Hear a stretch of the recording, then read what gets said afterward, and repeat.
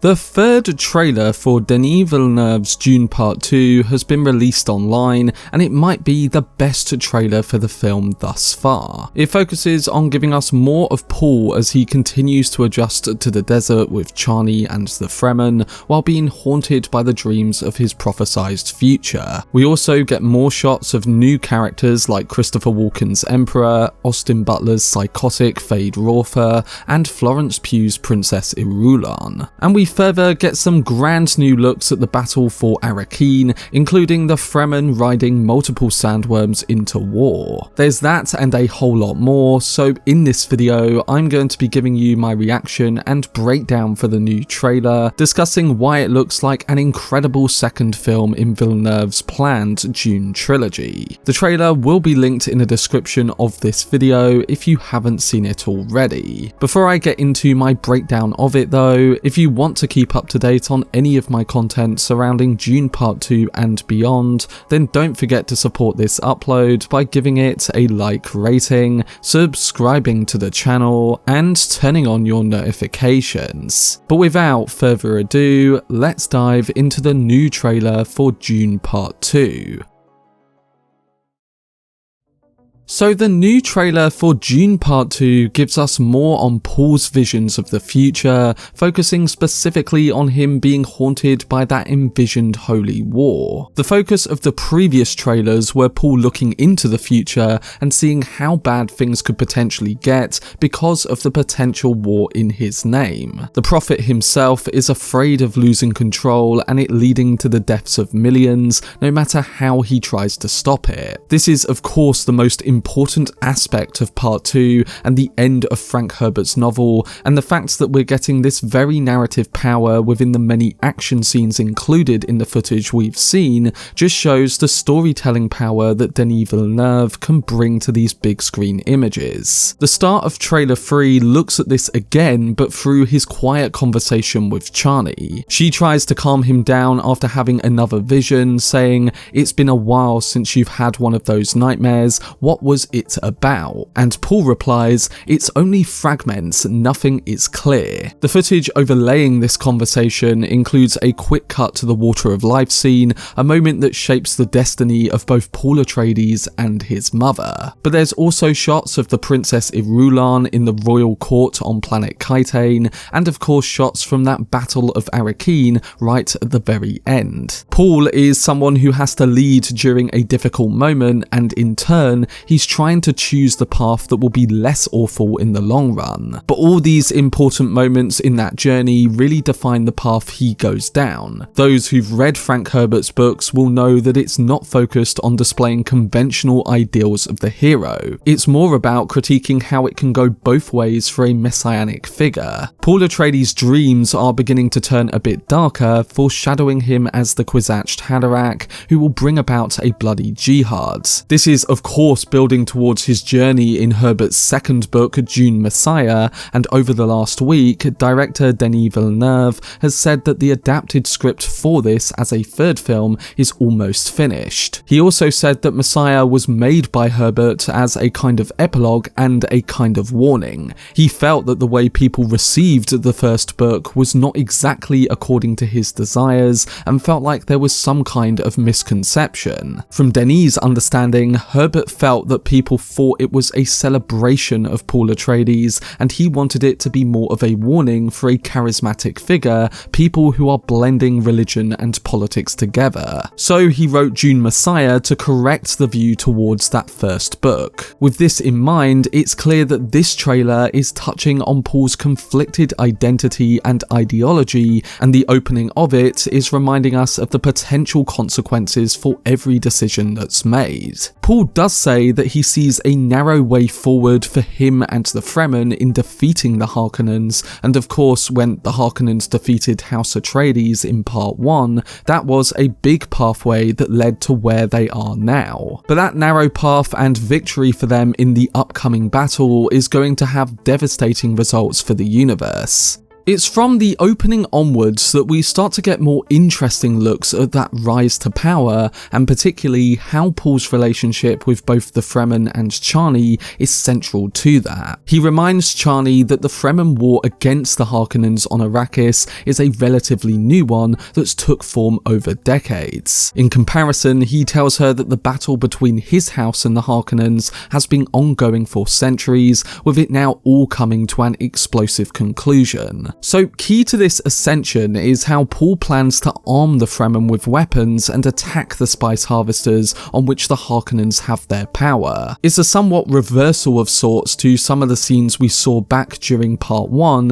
and alluding to this sense of a dark future that Paul has been worried about. We see Paul and Chani blowing an ornithopter out of the sky, and the Fremen united behind Stilgar in the desert, holding a massive banner with the Atreides symbol on it. Chani then talks about how what they do will be for the benefit of all, rather than the goals of an individual house, and alongside this, we get a tease of her and Paul's growing relationship. While Paul may belong to Chani, you'll know that this takes a turn at the end of the novel, because while he's devoted to her, another figure in Florence Pugh's Princess Irulan is introduced, and Paul's ascension to the throne has political ramifications. This is primarily touched upon in a moment later on in the trailer, where Paul says to Chani, "I will love you as long as I breathe," which I presume is towards the end of the film after his crysknife battle with Feyd Rautha. And one of the other moments in this section of footage that stood out to me was that of Lady Jessica, who appears in her Reverend Mother clothing. This is at the point after Jessica takes the Truthsayer drug and unblocks her genetic memory. Of course, Paul also gets access to the greater power that the Reverend Mother Helen Mohiam speaks about, accessing the past and future to essentially become the fate of it. But in focusing on the other side of that power, we do see what appears to be the Sayadinas and Fremen Reverend Mothers, meaning that the Fremen women who become Reverend Mothers can also take on these ancestral memories, including that of the Fremens. You get a good sense visually of the difference in the Reverend Mothers, as the Bene Gesserit we saw in the first film, including Helen Mohiam, wore mainly black clothing in comparison to the Fremen Reverend Mothers, who we see here presented in multicoloured clothing. Moving on, this brings us to the other side of things, where we got new looks at both the villainous Feyd Rautha and Christopher Walken's Emperor. Walken's Emperor of House Corrino, the man who made the deal with the Harkonnens to destroy House Atreides after he feared Duke Leto's influence, is heard making desperate measures to try and kill Paul, asking for assassins to be sent out. It's the first time we hear him speak, and in just a few words you really start to feel the pressure that he feels once they find out that Paul is still alive and making moves. We see looks at his ship as well, both in the nuclear shot of Arrakeen at the beginning and of the large ship entering the atmosphere of Arrakis, which is a gorgeous frame to see come to life. I'm not sure if we're going to get the Guild Navigators too, but like with the whole thing surrounding Alia Atreides being absent from these trailers, it's these things that would likely be kept a surprise for when we all watch the movie. Also, while I did mention her briefly before, we do get a few new shots of the Emperor's daughter, Princess Irulan, played by Florence Pugh, and while she acts as a retrospective character towards Paul's journey, and more important for what's to come, you definitely feel like she will have an important presence in this movie too. We see her at the royal court on planet Kytane, and get a few images of her in elegant yet Bene Gesserit inspired clothing, and with her being trained by the Order, we know that she's not just this traditional princess playing a part in the narrative. She does have an importance, and based on that description of the first 10 minutes that we got the other week, that is going to be preserved in part 2. Now, while we didn't get any other new scenes of characters like Lady Margot Fenring, the Baron, or the Beast Raban, the last member of the Harkonnens that we did get was the psychotic Feyd Rautha, played by an unrecognisable Austin Butler. Feyd is of course the nephew of the Baron and possesses brutal gladiator-like fighting abilities, making him a deadly threat for Paul Atreides. Yet in a similar way to Paul and everything that the Bene Gesserit Order planted, Feyd is just as much of a pawn in this universe's story. His uncle sets him up against his cousin Rabban as a test of leadership, giving us a fascinating political contrast. In the new trailer, we see more of the desaturated Geidi Prime fighting pits, with Feyd battling enemies in a triangular gladiatorial arena. In the book, it's revealed that he's happy to slaughter enslaved gladiators in front of cheering crowds in an almost twisted take on Ridley Scott's Gladiator film. And the sequence seen in this new trailer is that moment from the book that takes place on Feyd Rautha's 17th birthday, where he kills off his 100th opponent and gives the crowd their entertainment. This opponent is actually Lieutenant Lanville, who we saw briefly back in part 1 as the Atreides arrived on Arrakis. So from what we can see, Denis has obviously took a different approach visually for all of the Harkonnens and their scenes, and I think when you buy into this sense of realism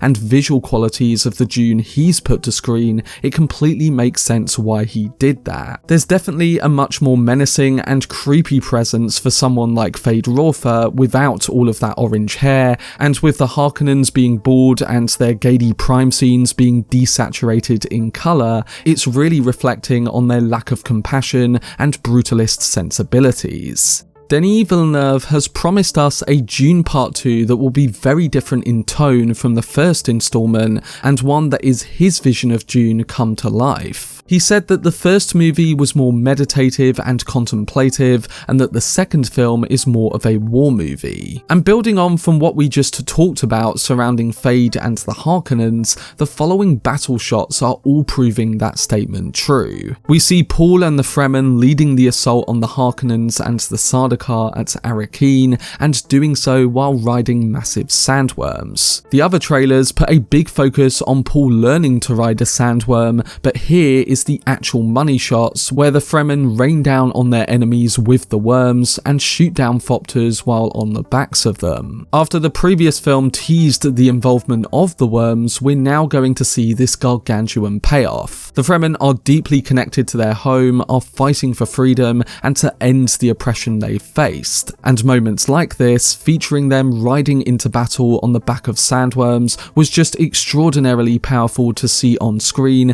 and done so in such an impressive visual way. The Sardaukar and Harkonnens basically don't know what's hit them, and the frames featured are just beautiful homages to some of the classic pieces of artwork that's been done for Dune over many decades. Frank Herbert once said that John Schoonherr's artwork was the closest it's come to Arrakis being visualized, and the shot of the worms arriving at the battle looked like a clear depiction of that famous artwork. It looks breathtaking, and it really gives us a good sense of the kind of scale that Denis Villeneuve is bringing to both the Battle of Arrakeen and the many action scenes in this second film. Towards the end of the trailer, we do get a few other intriguing moments that Dune fans may recognise or remember, and one of the main ones that stood out to me was the moment between Paul and the Reverend Mother, Helen Mohiam. Originally, it was her who put Paul to the test of pain with the Gon Jabbar, and now in this trailer, she fears what Jessica has done to the sacred bloodline of the Bene Gesserit. We see how far Paul has come with his abilities when he uses the voice against